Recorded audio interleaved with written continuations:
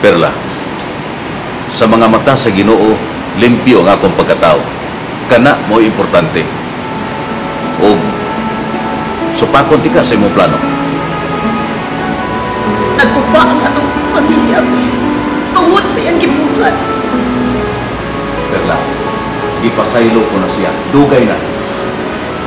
Prince, masibot mong ipasabot.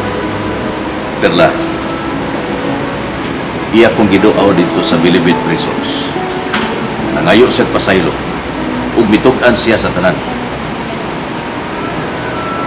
Gusto niya nga mo apilar siya sa higher court aron mabuksan pag-usab ang kaso.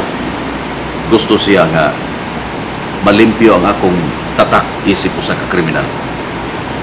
Apan wa ko musugot, Perla. Perla,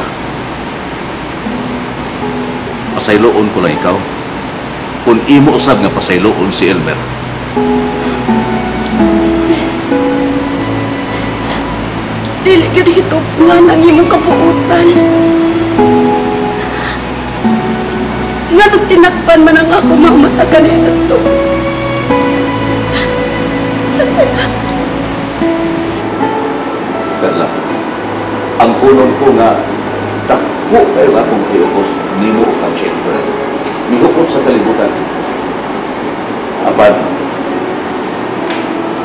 mas milabi ang akong gugman mo. Vince,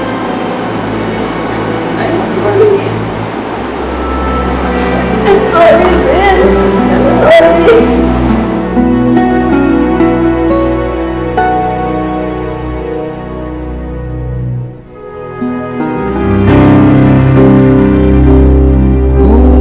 Mga walay sukod, mapailubon ug matuod, gihatag mo sa kalumod.